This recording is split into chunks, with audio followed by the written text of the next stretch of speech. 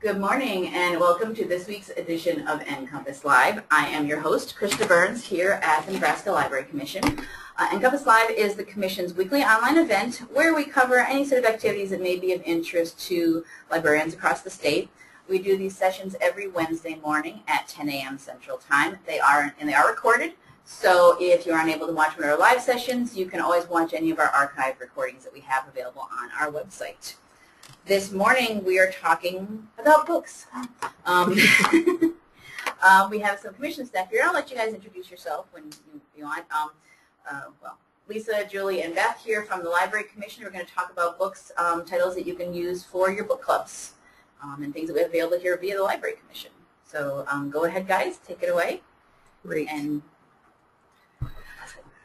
I just want to point your attention to this page on our web page, and you can see the URL up here. Oh yes, I'm sorry. Beth, what if you want to introduce yourself? Hi, I'm Beth Goebel. I work on the reference desk with Lisa and Julie. I'm Lisa Kelly. And I'm Julie Pinnell. And all of us have had experience with talking about books, talking with our friends about books, being in book clubs. So the books that we're going to talk about today are books that we've had actual experiences talking about. And that's why we want to focus this session on how to choose and when we've chosen things, how that went. So this isn't about how to lead a book group specifically, but once you have your book group or you'd like to get one started, some things that have happened to us in discussing these titles. And all of these titles are available from the Nebraska Library Commission for checkout in increments of 2 to 30.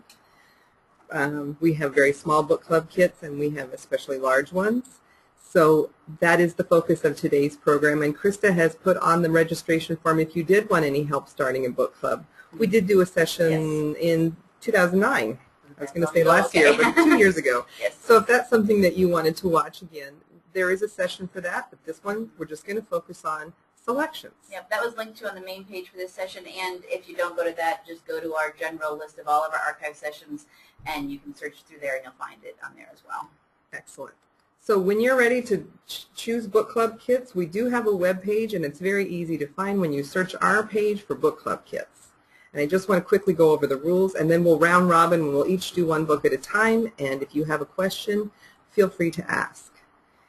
First off, you can call, you can email, you can chat with us to request any kind of book club kit that you would like. The only thing that we're very specific about is one book, one Nebraska, one book, one Nebraska Teens, one book, Nebraska Kids. Because of their popularity, we're a little more specific about reservations for those. Otherwise, we can be pretty lenient. For example, if you'd need it for 2 months, we can be pretty flexible on that. And that's more flexible than interlibrary loan because there are books. So keep that in mind when you're selecting for your book clubs. And do make your book club leaders familiar with both this page and this page, which I just want to highlight. Julie, do you want to talk about the book club wiki? Julie created this. We actually had a request from a librarian in our state. They had written a grant and purchased a number of book club kits that they wanted to share with everyone in the state, but they didn't really have a way of communicating that. So they asked if we had a place on our webpage. And I thought it was such a good idea that we started this wiki so that all libraries in Nebraska that want to share their book club kits can add their holdings to this webpage. And they can include all of the information about who to contact, their checkout policies, things like that, as well as their titles and the number of titles that are available. So they're listed individually, and then Julie's listed them all alphabetically by title. So you don't have to look at everybody's collection. You could look alphabetically by title and approach that library and see if you could borrow their book club kit. So within the state of Nebraska, we're all sharing our book club kits. So any questions about checking out or where you can find information on these? Otherwise, we'll get started. Oh, Beth, you want to say something? I just want to mention something is if you've ever called in, you probably will end up speaking with Dave Ekman, and he just asked me to mention a couple of things questions that he sometimes doesn't have the answer to, and he might need to email you or call you back. But when you call in or email in or whatever, be sure and let us know how many copies you need, because some of our kits are quite large and can actually be split up. So it's important that to let Dave know how many, and also we can IOL for more copies too. If we don't have enough in our own kit collection, we are willing to IOL copies for you too if you want us to. And I think the rest of it's covered in the rules. When do you need it? How long do you need to keep it? And when do you need it delivered? Some book groups choose to ask for the next book to be ready when they're discussing the previous one so that they can have it ready to hand out to the group. Some don't. So Dave just asked me to pass that along. That's good. Excellent. Yes. Dave works with the reservations generally and sends them out daily. And because book clubs are becoming more and more popular, I would just recommend when you do call, have 2 or 3 titles in mind. Hopefully, and if one is gone and you've got your heart set on it, we can go to your second or third idea and hopefully get you taken care of and get those shipped in today's mail. And usually you can get them pretty quickly. So with that, if there aren't any questions and everyone's introduced and updated, let's just start with Beth, and we'll each go top round and see how far we get. Okay? Oh, great. We have to shut down. The Library Commission has a book group. We actually have 2, one that reads adult books and one that reads kids books. And I believe Julie's a member of the kids books one? No? Okay. I'm a member of the adult group, and a lot of us are members of both groups, but to get ready for this, I just went back and checked, with the book club kits that we have now, how many of the reads. We have one member, Janet, who's very good at keeping track, and before her it was Sally, our youth services librarian, kept track of everything this group has read since we got started, back in the 90s. Mm-hmm. Wow. 23 of the titles that our group has read, we now have kits for here at the Library Commission. So I guess that feels sort of like a pat on the back to our group, I suppose, that we picked stuff that turned out to be exciting enough or noteworthy enough that we've got kits on them now because they've been popular titles. So just starting off with that.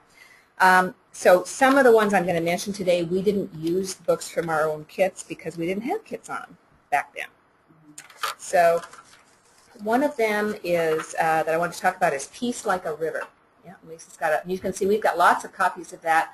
We also have some audios, which is in our particular group at NLC, we've got folks who really prefer to listen over reading because they just don't have a lot of time to read with their eyeballs, so they're reading with their ears instead. And I'm one of those folks. I'm always looking for an audio version of something because that way I can be pretty sure I'll get it finished before we're going to meet. We do. There's always that problem. Yeah, yeah. And this is one that we read before it was a kit book, but I'm sure that we knew about it because it was the One Book, One Lincoln Choice for 2004. And in fact, I think we read it in June 2004. So if you're not familiar with it, I thought it was just a wonderful book. It's set in Minnesota, and you get lots of, it's the story of a family, really, who has lost one of their members. He's been involved in a crime and has escaped from prison, and they're out searching for him. But the story is of them traveling through Minnesota and North Dakota in the 1960s, and it's both funny and sad. It's beautifully written. Apparently it was the first novel for this author, Leif Enger, who worked for Minnesota Public Radio for years. So if you're a fan of that, I think it was just very, very well written. In fact, it reminded me a little bit about another one called Snow Falling on Cedars.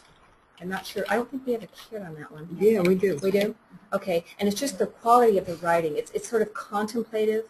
There's a strong theme in this of belief and miracles. Miracles happen in this book. And the narrator is a young man who's a child. He's about 11 years old, an asthmatic, and his relationship with his father in particular, whom he is convinced saved his life by performing a miracle when he was young, breathing the breath of life into him. So that's a theme. I think it would be a great book club selection. Our group really liked it. I always like things that have a sense of place, so you get the prairies, driving around in some old beat-up trailer, SUV. Camper, that was it. It was a camper. There's humor in it. You know, there's always one character that sort of steals the show, and in this one, I think she's about 5 years old. Her name is Sweet. She's the little sister. And she is writing a poem, an epic poem, about some cowboy named Sunny Sundown. So every once in a while you get an update in the book about what's happening to Sunny Sundown, and there are some parallels to this odyssey that the family is on, trying to find their the lost son. So anyway, I think your group would like it. We had lots of discussion about the themes of family love and ardent faith, what faith means to you. We did have some disagreement about the last miracle, which I'm not going to tell you any more about. If you haven't read the book, I'm not going to spoil it for you about how people reacted to that and how it affected the story. So I'd recommend that one. Can I add a little bit to what you said? Just Yes. one thing. I actually sold a book group, a librarian who was selecting for her book group, on this by telling her that if it's not the opening scene, it's very close to it. It opens with a hunting scene. And she went, ooh, you know, our community here was really into hunting. Oh, that sounds perfect. And she did say that it was a really big hit in their Nebraska town. And I would say that I think it could just as easily, you could take the word Minnesota out and put Nebraska in. Yes. And it's very, and because of the Dakota connection, I think it would really appeal to Nebraska readers in particular. And as for having the audio version, for those of you that have people that need large print or really have trouble with regular print, try and encourage them to use the sound. Just have them try it out. A lot of times they say, oh, they don't want to try that, but encourage them to do it because we do have more audio than large print in our collection, and it would be a way of including people with vision problems. In fact, we have a singular large print book in our book club kit. So if you want large print, we are not your best resource for that. But we do have audio. But we have lots of audio, and so if you can sway them in that direction, you've got 3 audio fans here. We would all totally recommend that to you. And in fact, I think you could even have a book group discussion about if everybody listened to the audio, because in my opinion the narrator becomes part of the story. Yes. Do you have a good narrator? Is it somebody who's just reading it, which often happens when it's the author, him or herself, Yes. reading their own book? They are reading it. Or a performer, an actor who's performing it. It can make a huge difference in whether you like the audio of it or not. And I'm reading one right now where I actually don't like the narration of it. I just don't have time to read it. So. Yeah. Okay. The next book, oops. There we go. I want to talk about One False Move by Alex Cava. And Alex is a Nebraska writer, and that's always indicated in our page with the red state of Nebraska. So if you really want to focus on Nebraska authors, and you're maybe wanting to find some that are still alive, and you've done Cather and Sandoz, this would be an example of a contemporary writer. And this was selected in 2006 for all of the state to read. So we do have, I thought we had more copies of that. Maybe we've gotten rid of some. You'll notice that we always include book discussion questions. So if you need any assistance, and me, a movie lover, if there's a movie based on this, you will also have the link for that. So if you're the leader of the book group, it is my intention that these links will be helpful to you as either book club members or the leader. So please consider that. You can always print out the book club questions. It's designed so that you can just hit and print.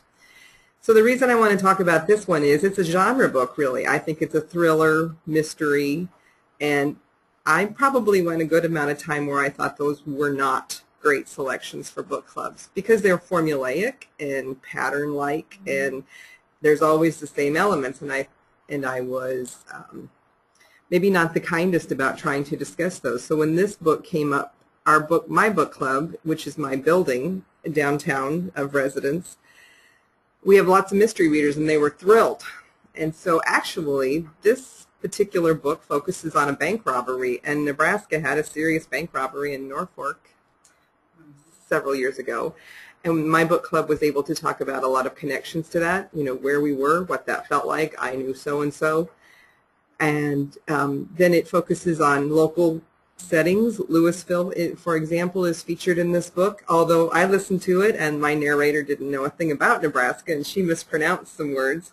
We talked about that because some of us listened to it. So the producer didn't check on local pronunciations, which not very many. Anyway, it's contemporary, and it proved to me that a mystery and a thriller can be worthy of book discussion. So and no disservice to any of you who probably have mystery or romance book club discussions. I just wasn't someone who thought that was a good idea, but I stand corrected. So Alex Cobb has written several, and we do have several of her books in our book club kit, and they're examples of smaller. We've got Black Friday, which I have not read, and we've got A Necessary Evil, and you'll notice there's not very many, but if you wanted to choose one of these, we could always interlibrary loan more for you. So if you get hooked on her and your book club would like to read several, we would be happy to try to help by giving you what we've got and interlibrary loaning more. So that's my first selection. Julie?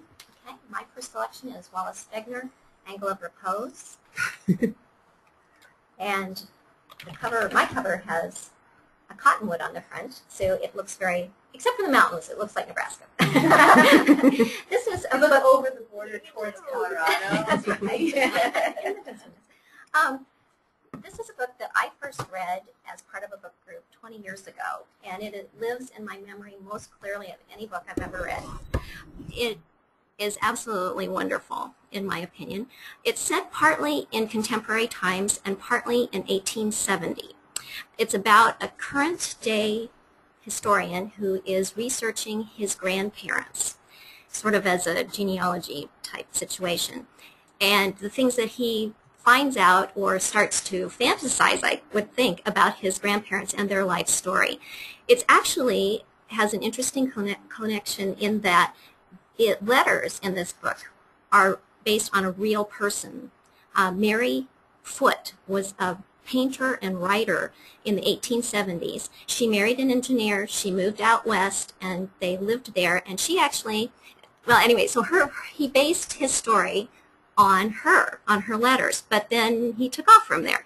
And so it has a little bit of touch with reality, but it is very interesting in that she was a modern woman, even though she lived in the 1870s. She married an engineer thinking he'd be a really great provider, and it turned out not so much.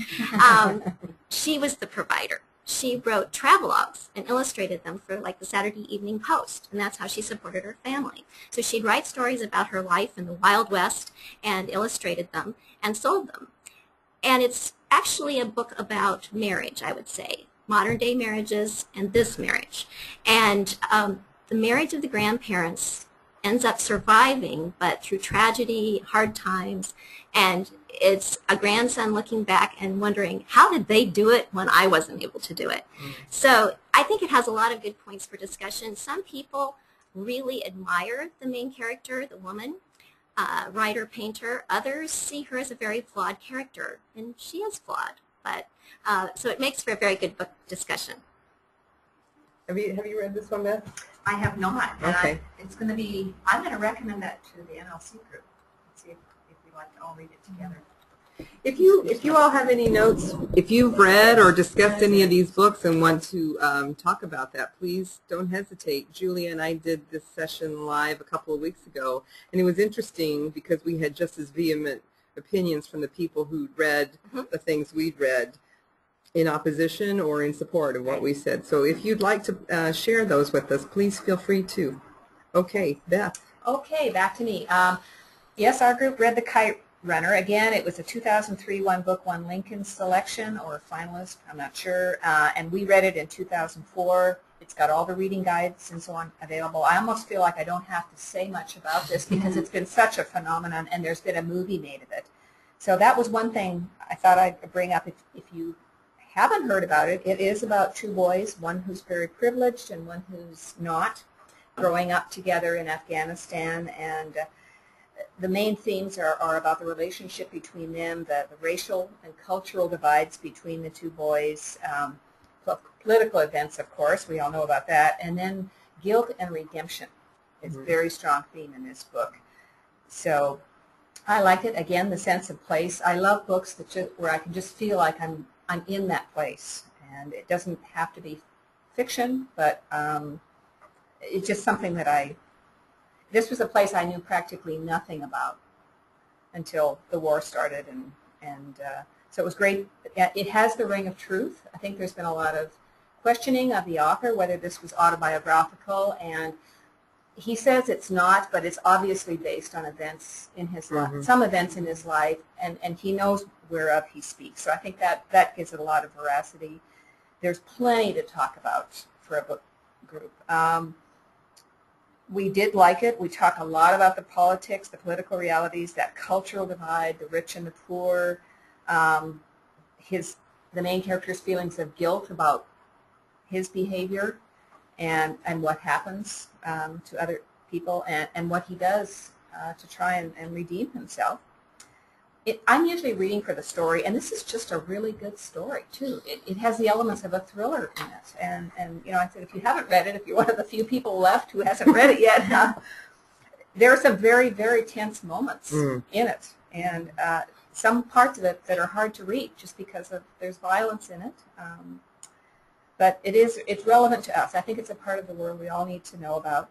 The movie, the movie hadn't come out when our group read it, but it does, we have tried to do sort of compare and contrast with our book group, and my conclusion from that, we've experimented with this, is people really should do both. You shouldn't have some of the group who watched the movie and some of the group who only read the book.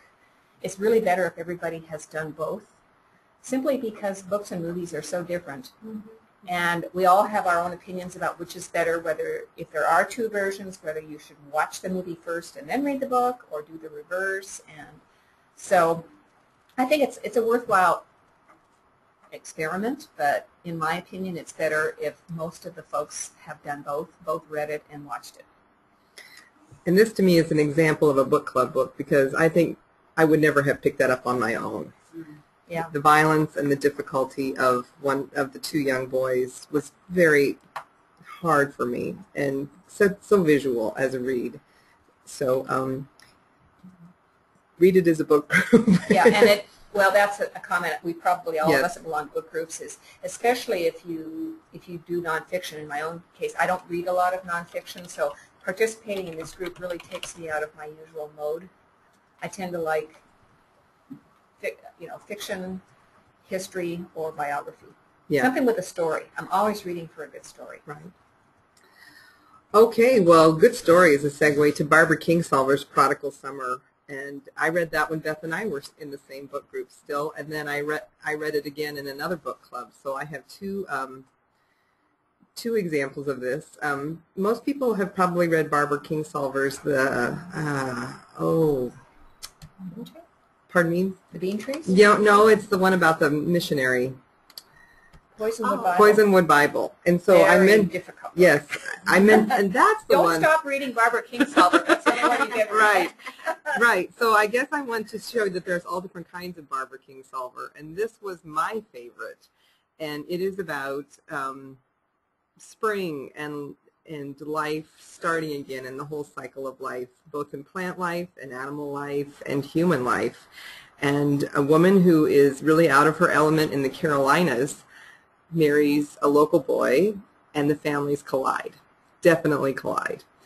And meanwhile, there's another woman who's a camp caretaker on the mountain, and her life takes its particular twists and turns.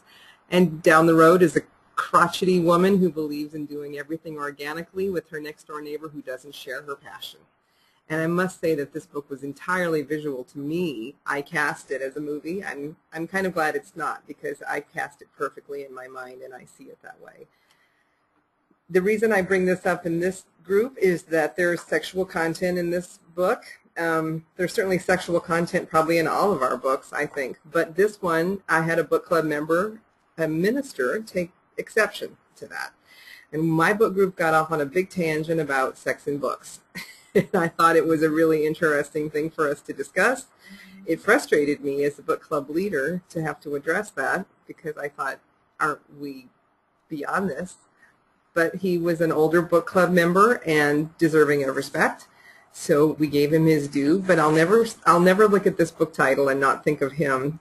And he's no longer a neighbor of mine. He's since died, but I think of him, and I think, I can't believe we had to really go over that. So That said, it's probably my favorite Barbara Kingsolver, and I've loved a lot of hers, but this is the number one. And as a seasonal read, I think it might be worthy if you're looking to match books to seasons. This would be great for springtime. So Prodigal Summer by Barbara Kingsolver. And just to add a Nebraska slant on that, there is quite a bit about talking about coyotes, whether you hunt them or not, in this book, which is always a debate that goes on in Nebraska.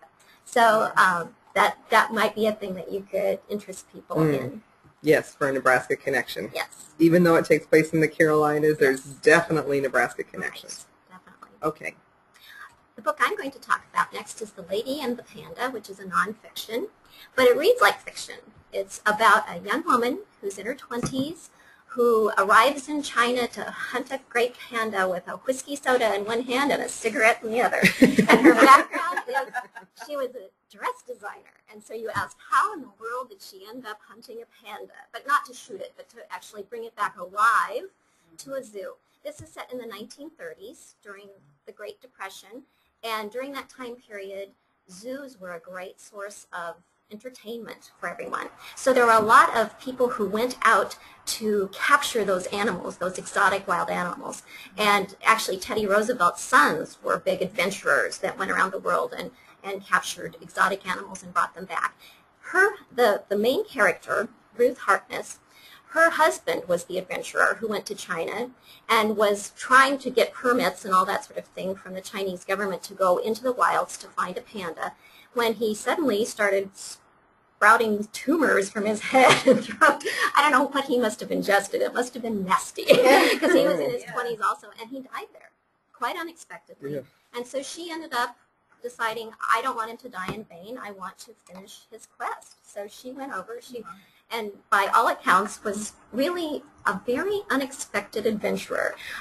She really was very fashion-oriented and a party girl. She loved to stay up all night and party and have a good time. But she ends up going, and she's in competition with a lot of other adventurers that are trying, because this is a big prize. Hardly anybody's at this time even seen a panda, let alone captured one. So she actually manages to break a lot of rules and beat the boys in this one and brings home a baby panda.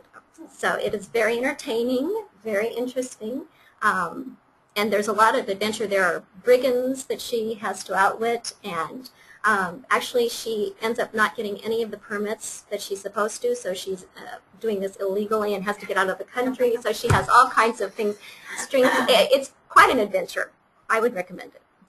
This was one that we received as a gift from another library that gave that to us. So just a quick plug, if you're reading your collection and want to get rid of things, trying to make room for anything, we would be the perfect home for your multiple copies and would make any arrangements that we're able to pick up those from you. So keep us in mind because everyone would have access to them. Okay. Beth? Okay. The next one I was going to talk about is 3 Cups of Tea, and I'm not going to spend a lot of time on this one. This is one of the nonfiction reads that our book has done. Again, sort of the same song, second verse. This was the One Book Won Lincoln in 2009, one of their selections. We've got not very many copies, I guess. 2 copies. No, but we do have a large print. Here's our singular large print. I struggled with this whether to talk about this one or another one that I actually like better, and it's called, we do have some books of that, Mountains Beyond Mountains by Tracy Kidder. So I think we've got it. Yep. Yeah. This one is actually a better written book by Tracy Kidder is a very gifted writer, and this one was life-changing for me, Mountains Beyond Mountains, but the two of them are somewhat similar in that they're about a man who becomes almost obsessed by something. Getting back to 3 Cups of Tea, this is, he's a nurse by training, winds up in Pakistan, is rescued off of a mountainside by some villagers, and becomes so entranced with the village and the problems they're facing, the desperate poverty, no education for the girls, that he dedicates his life, or has dedicated his life, this is a real story, and that Central Asia Institute that you can see the link there for, that is the link to the institute that he founded to go to build schools. he raises money to build schools in Pakistan in these remote mountain areas.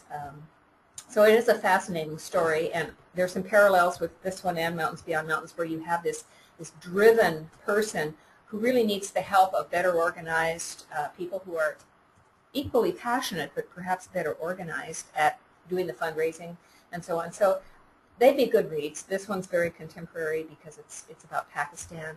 Mountains Beyond Mountains is about Haiti, and a doctor who has done work in Haiti. So. Well, the other thing is this is so timely because he's building schools for Muslims.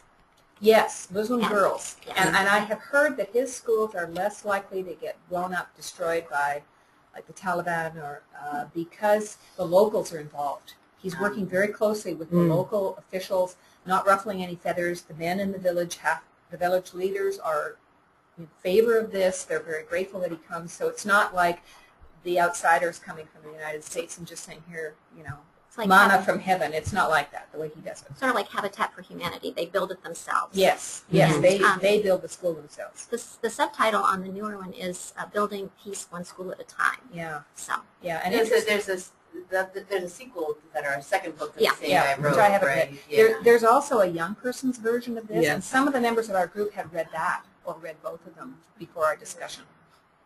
So lots to talk about in that one, too. And Greg Mortensen does lots of touring about. He was in Lincoln maybe a year ago. He's a relentless fundraiser. And there's a lot in the book about how exhausting that process is for him, too. Okay. On a totally different note, those of you who endured through No Country for Old Men, written by Cormac McCarthy, that bloody movie with, oh my goodness, lots of difficult to watch scenes. Cormac McCarthy wrote a book called The Road, which was also made into a movie with Viggo Mortensen. My book group discussed this. I must say that I listened to it, and that was the only way I could get through this particular book. So for those of you who would have difficulty, it's an apocalyptic setting. The world has come to an end. It's gray and desolate. No life. What life there is out to feed on other life, human or otherwise. Can we tell Lisa wasn't necessarily a big fan of this? You really know how to sell a I do. You'll want to read this.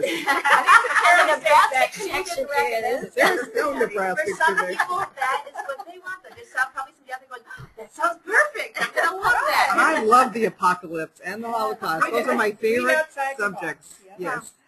So this is an example of when you're a book club leader and you're given a book to lead that you don't like, you have got to man up and get to that discussion. So the reason I bring this up is that because I had such a difficult time with this, clearly I was leading the group with a bias, and they, in turn, were defending it.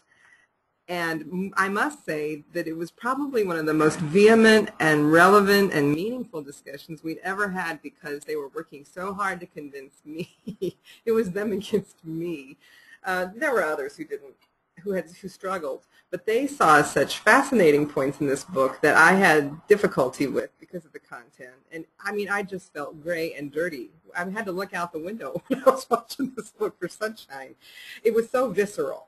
Really, when there's a setting and a place that gets to you, and this one really did. That's a sign of good writing. Yes. So the love of the father and his son is definitely the main theme here, I would say, and what the father will do for survival, what the mother didn't do for survival, all the decisions that they make. And so when we finished, then the movie came out shortly after, and the group was delighted and wanted to go. Lisa, don't you want to come? No, not at all. I know what happens. So I would say that this was one of the examples of where we were really sharply divided and really angularly feeling about that.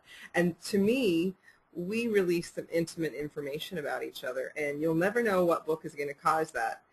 And how was I to know that something that I struggled with would really bring personal things out of me, because we were working so hard to discuss these topics. So my reason in bringing this up is those book discussions where you have really opposed feelings about it can be some of the best, really some of the finest discussions. So if you feel like taking on Cormac McCarthy, who is a Pulitzer Prize winning writer, here you go. I have a question. Lisa always has, when she hosts, has food tie-in. What was your food tie-in Oh, for this? gosh. Maybe we went hungry. Were they eating like road Rations. I think I did something maybe rationed because they found one of the good moments was when they found someone's food stash. No, I don't The recall. low point is when they eat each other. Yeah. Yeah. So Well, I have to confess, I did with you. I did see the movie No Country for Old Men and kind of swore off Cormac McCarthy for life. It's just so violent. He must not be a happy man. I don't know. But, he is certainly an author of note, and I'm glad that I've consumed something by him and grateful that I did. But it was certainly a challenge, and it was really an uphill experience for me. So now that I've talked you into not reading that book, let's go to something different. Something upbeat. Yes. Hopefully. The next one that I'm talking about is Pillars of the Earth. This is set in the 12th century, which may sound gray and gloomy also, but it really is a page-turner. It is just an exciting soap opera of a book. And actually, my husband, who really doesn't read fiction, couldn't put it down. So if you want to entice men to come, you can sell it to them on saying it's about the building of a cathedral. It's about architecture, about moving huge masses of stone and balancing them and watching it fall down, and all the architectural challenges that they didn't know how to handle in the 12th century. But really, it's the people stories in this are really compelling and fascinating. There's church intrigue. But there's lots and lots of romance and Sex. Oh, yeah, it's Ken Follett. Yeah, there lots is and a lots sequel of with sex. even more sex. But it's a very juicy read. Yeah, it's one of the best books I've Yeah, ever read. And I don't even think Ken Follett's all that great of a writer, but the but this is story is so compelling. It really is. You just And if can't you put like it down. history, and of course I love historical fiction anyway. It never sags. Never sags. My sisters and I took a long trip together last summer, and my brother-in-law gave my sister that book. He said, "You don't have room for lots of books. Just take that one." And so she worked on it the whole time. And See? It was a guy recommended Yep. it. So that's a male book. But women lengthy. really enjoy it too. It's lengthy, so It your is, but it group never. would want to have plenty of time to read it. But well, actually, when you start reading it, though, you can't put Yeah. it down, so it goes No. pretty fast, actually. I read it, and I don't get much time to read, but in a week, so. Wow. There was a TV series named Yes, too, recently. which diverges fairly significantly from the plot, but the main points are. And here's that information from the Internet Movie Database if you're interested in that too. So, okay, moving along to the next. Oops. There we Great go. segue. I didn't know how we were going to do these, but this is another historical fiction book. Why am I holding it up? We have many, many copies, and by a very good writer, Geraldine Brooks. I know we have at least one other kit by her, March, which is something about the Civil War. I haven't read it yet. Yeah. We have audio of this also, and I listened to the audio of this. I did and too. loved it. I did too. I did too. And just a slight caveat about that is it does jump around in history. I liked that. Some of our book group found it very confusing, and I think it was the people who tried to listen to it. I must admit, I backed up several times. Sometimes, you shouldn't be trying to do your audio while you're in the grocery store because you realize 10, 15 minutes have gone by and you have no idea what's happened and you have to back up. And because this one does jump back and forth in time, I found I did have to sort of rewind, as you'd say in the old days, listening to it. However, good narrator for the audio version. Again, it was One Book, One Lincoln selection. I don't know if it was the selection, but it was definitely a finalist that year. And I believe our group at NLC did use some kit books for this to get enough copies. There's about roughly 10 of us in the group. And it's got all the things you'd need, the reader's guide.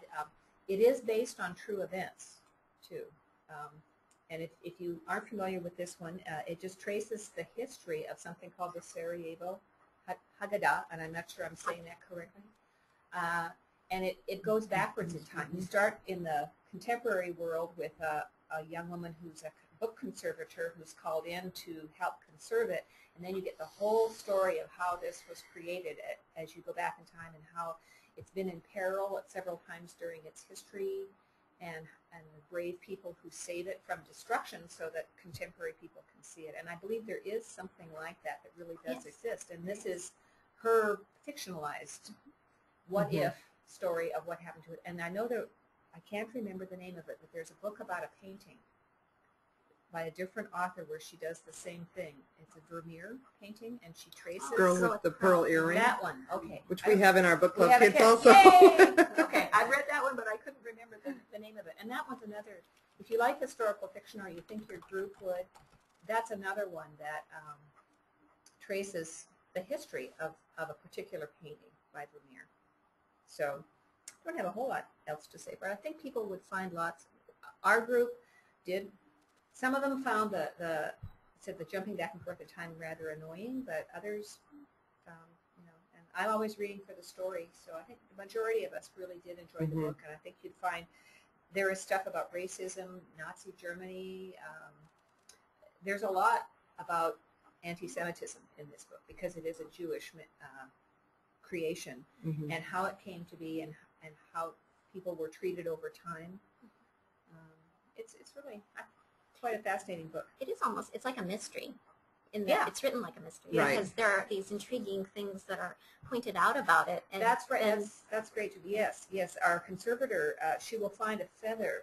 I think at one point she finds traces of a feather, and you will find out. It's basically in the real contemporary world. She'll find something about the book, and then you get the story of how that little piece of something comes to be there with the Haggadah, and the covers, why the covers look different than they should, and how the covers came to be made. So it is a mystery story. Good point.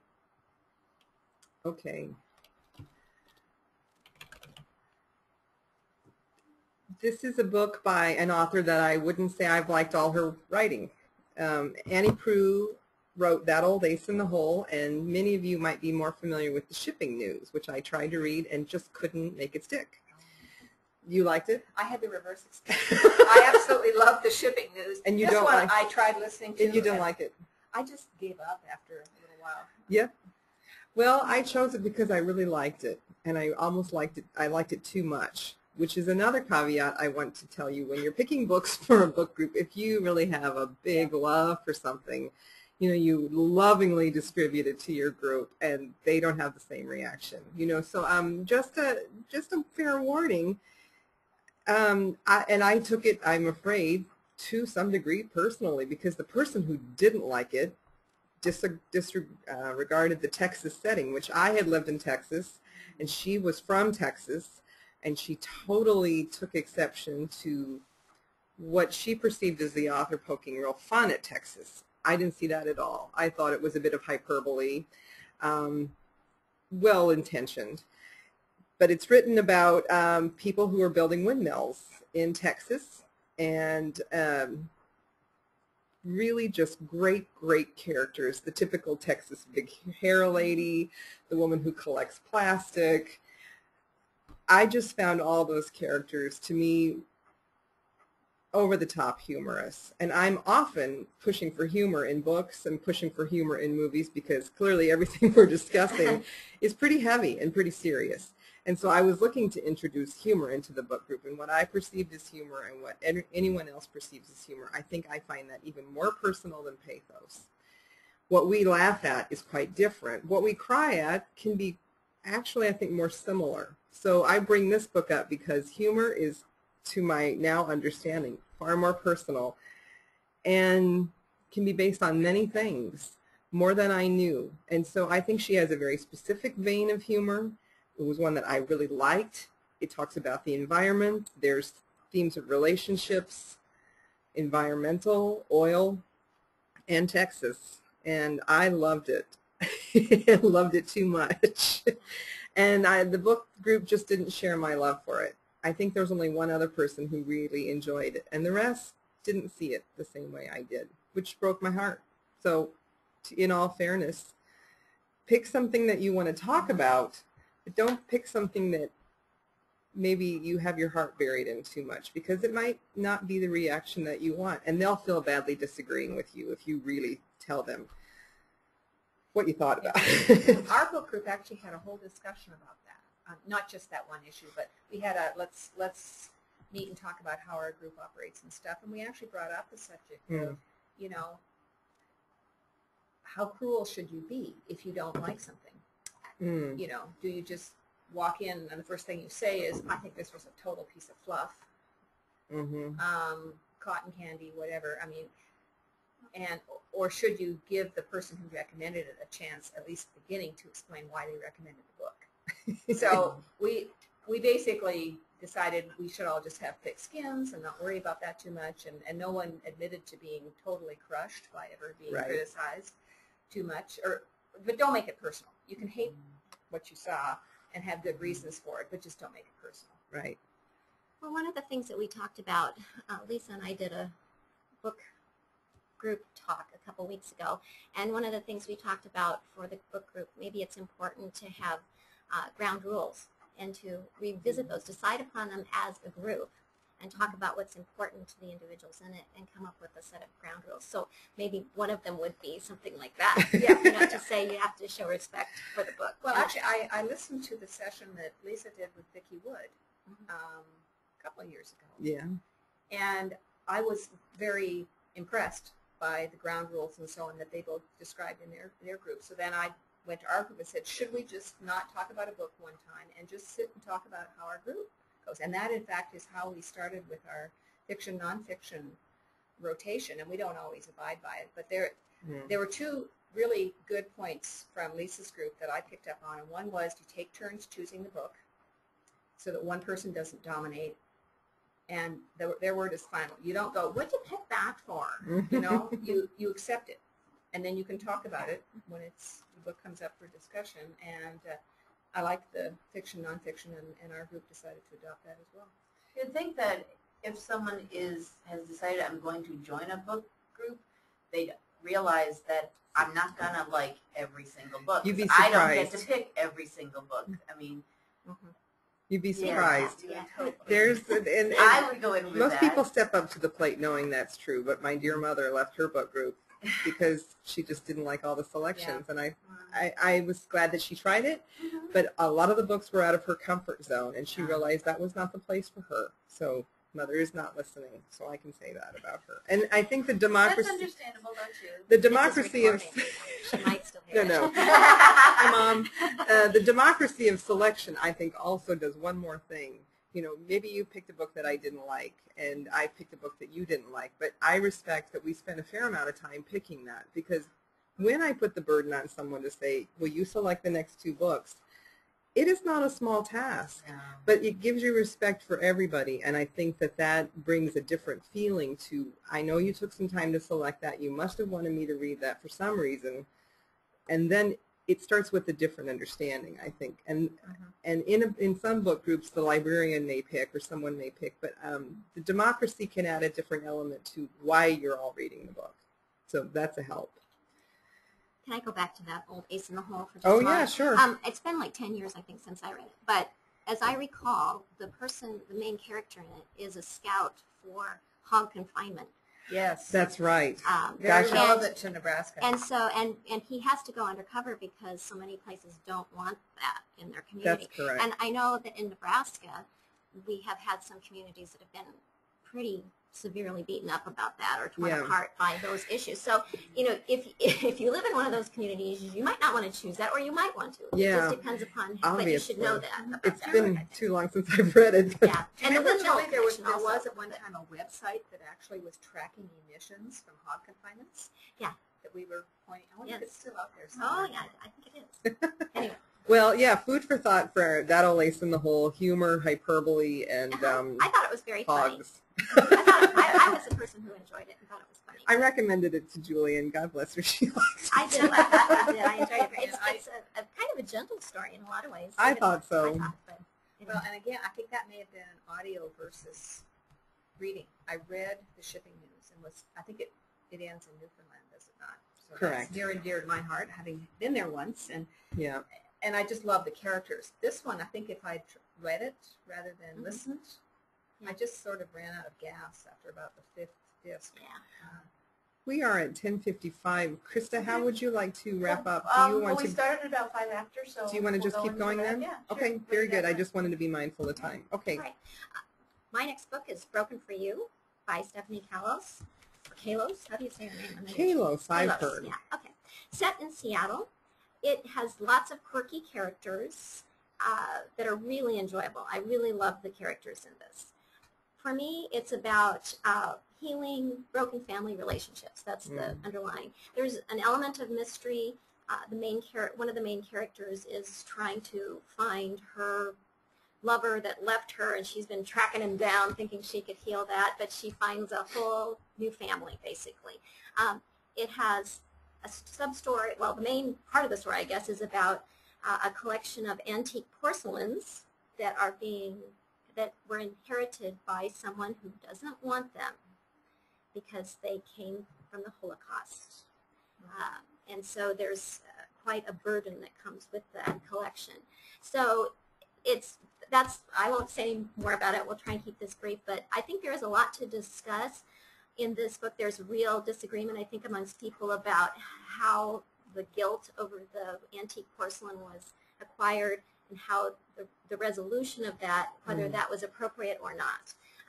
But the idea, I think, of the author was that there would be a phoenix rising from the ashes, a new birth, that sort of thing. And some people just don't see it that way, but others do. And you'll notice this woman is, she grew up in Lincoln, and she does live in the Seattle area now. So and it's like a vacation to Seattle because it does talk about the Seattle setting a lot. It's very Seattle-oriented. Beth, did you have another? My last book was Water for Elephants, which our group was lucky enough to read, and I'm not sure how we came to be so fortunate to even have copies. Just a warning, our copies are all checked out, and I think Dave's got some bookings, but that does bring up a good thing. He takes, you can make advance bookings. He will book things in advance, so even though you couldn't borrow this from us right now, and there is a movie coming out, enormously popular. I think we all enjoyed the story. I personally didn't think it was all that well written, but it is, I believe, a debut novel for Sarah Gruen. So I don't need to say any more about it. You probably all heard about it. Robert Pattinson. There you go. He's in the movie. All right. My last one is The Worst Hard Time. Should just be able to scroll down.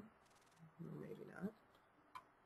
Here we go. This was a One Book, One Lincoln in 2007. And the reason I bring this up is because generationally I had people come to book group who had never come before because it's about the Dust Bowl experience. And I had people in my building who had come to no other book group, but they felt the need and they wanted, and we heard this from other book groups, they just wanted to be in a room to talk about it.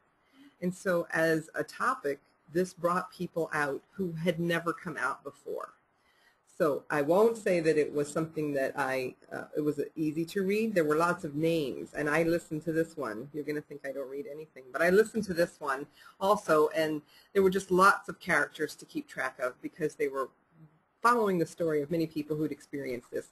But the strength of this book was the need to share that experience, and for me who didn't live through it, it was important to understand what my generation prior to me experienced. And I also discovered that this was how the Soil Conservation Service began, which is who my father worked for 30 years. And that was the gem that I took away from this. So generationally, men and women, I would say that that's a book that you could bring to your group. And my 30-year-old son gave me that book for Christmas. Haven't read it yet. But I thought he always picks really interesting things to get to, and so did a little research on it and chose that. It's a hard, hard book. There's nothing easy about it, and it's not, people have difficult lives and die from this. So, but people do want to talk about it, so there you go. And we have lots of copies and lots of audios. Okay, and my last book was The Green Glass Sea, and it was the one book. I got it. Young teen, kids, the kids, yeah, one book, one Nebraska. I loved it. I recommended it to my sister. She's reading it now and really loves it. I felt like I had lived, I didn't, but after reading this book, I felt like I'd been alive during World War II and lived in Los Alamos, and that my parents had worked on the bomb, and it's just a wonderful day-to-day life at that time depiction. It does bring up a lot of the the ethical questions about the atomic bomb. Yeah. But it is just really, to me, a lot about living in that time. Yeah. And a kid and that doesn't place. really fit in. Yeah. Mm-hmm. And the kids can't really talk to each other about what their parents do because it's all secret. Mm. And there is a sequel to it. Yes, which I also read and really loved as well. So when you get really attached to a book, and we're all series readers, Mike Sands Red Menace is the next book. there's another book by her. So if you fall in love with it, there's more. So with that in mind, it's 11:01. Do you have any questions, comments, or anything you would like to ask us about before we say goodbye? Go ahead and type in your questions box on your interface if you want to, or just say, hey, I have a microphone and I can unmute you. Or even some thank yous. Thank you. Don't hesitate to let us know if you want to call and chat about a book. We've made some effort to try to read some of these books so that we could be better. I'd like to think it's not like reader's advisory so much, which is why I think that advising for a book group is a little different. For example, you may have someone in your book group who's just gone through a miscarriage, and if we have a particular book in our collection where that is a major topic, you may not want to pick that, and you may need to know about that, or a divorce or something like that. Certainly topics, while you're recommending for one person versus recommending for a group, there are topics that you might want to stay away from. So we will do our very best to try, if we've read it, to be counsel for you if that's something that you would like. Most folks just have it picked, and that's fine. But we want you to know that we've made some effort to try to make ourselves familiar with more of the books in our kits. Any other questions? Do we have any questions coming in? Okay, well, thanks for sharing this hour. Thank you, everybody. Can you do me a favor and just Google NCompass Live? I'm going to bring up the Okay. website. So thank you very much for attending today. Thank you, Julie, Lisa, and Beth. I actually have some books I want to read now. Actually, off of this list. And I just want to say, hopefully you'll join us next week when our topic is going to be Michael Sowers, the Technology Innovation Librarian here at the Library Commission, his monthly Tech Talk, and he's going to be talking with Jennifer Korber, who's a Web Services Librarian at Boston Public Library. Will be joining us about user personas in libraries. How do libraries represent themselves online and all these new ways that you do this now. So that'll be our topic next week. I hope you will join us then. So say we don't have any questions. Yep. Go ahead. And we are all set then. Thank you very much for joining us, and we'll see you next time. Bye-bye. Bye. Bye. Happy reading.